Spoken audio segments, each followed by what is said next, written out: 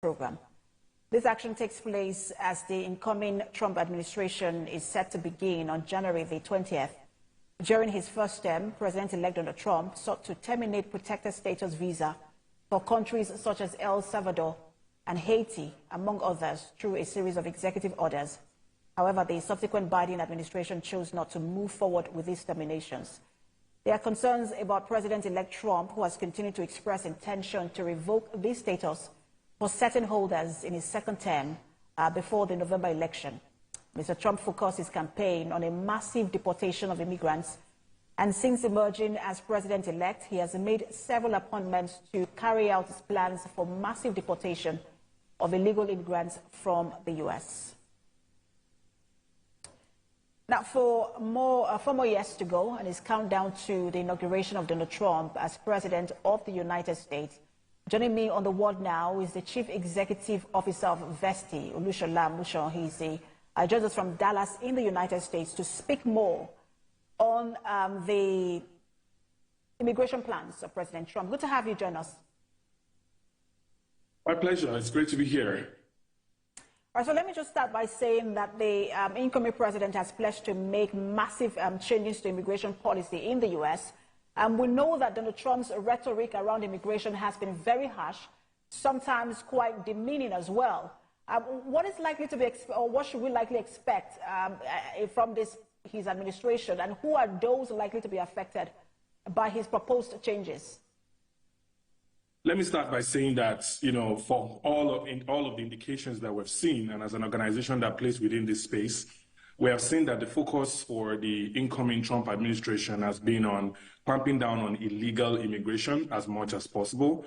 So there is a massive commitment, prospective massive commitment on clamping down on those who have entered the United States legally without record, either by foot borders and so on and so forth, land borders and so on and so forth, that were not processed into the country. And also deportation of those who have either overstayed, or essentially have been on a status that is, that has lapsed. It is not clear just yet how all of this will be executed, but we can also see that there is a very strong, vehement debate on skilled immigration, and that there might be concerns around placing caps on certain immigration categories. But what we know as of today is that the U.S. strongly depends on foreign workers to continue to drive its economy. So as long as folks are legal and have come into the country the right way, essentially this group is not necessarily going to be affected. There is a strong advocacy for H1B visas, strong advocacy for student visas converting to green cards, because these people have become researchers. They've become some of the greatest contributors to the United States economy.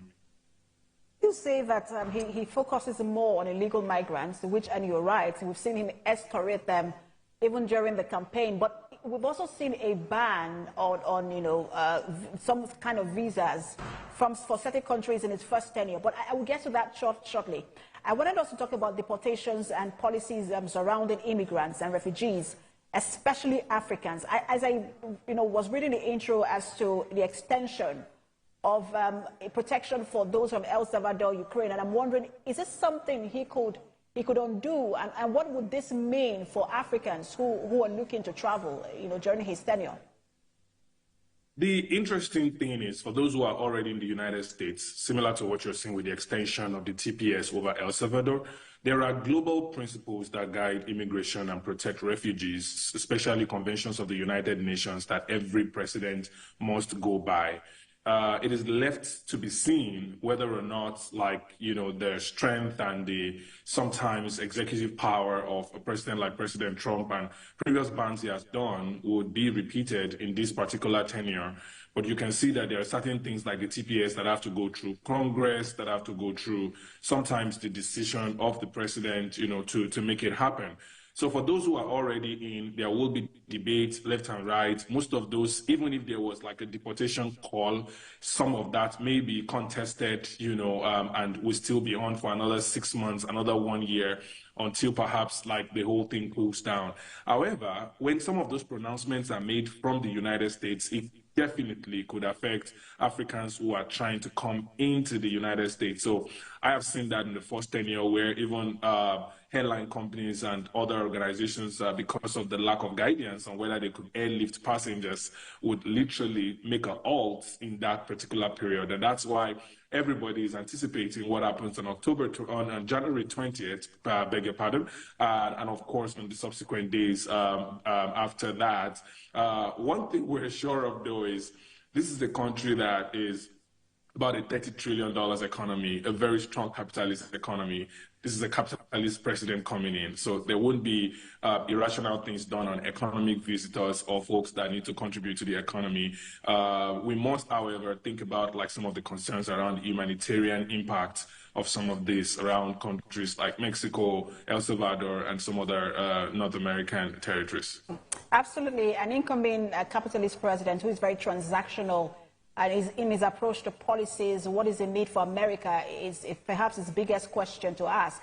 But in the light of that, what's your take on the H1B visas and then also the granting of green cards in the light of Donald Trump expressing support for a variety of limits on even legal immigration?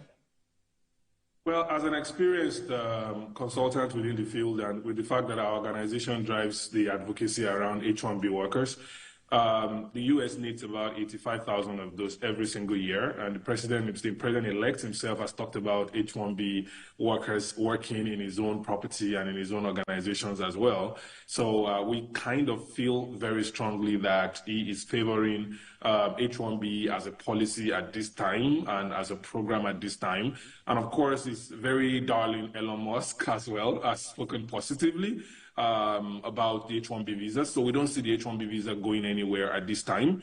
We actually do feel like there might be even cap increases as a result of the fact that this is one of the main ways the U.S. powers major corporations like Microsoft, Google, Tata, Walmart, and several other organizations, including small companies like startups and research organizations. So for now, we are strongly saying that those who must get into the H1B visa lottery for the year 2026 fiscal, which is the 2025 calendar year, should get on it as quickly as possible, and we're waiting for guidance on when that opens. One can only imagine the immigrant community on the edge of their seats as it takes office, especially for the Haitians who he escalated during his campaigns. Thank you so much for your time. The CEO of Vesti, Olusola Amusan. My pleasure. We're staying in the U.S. We're investigating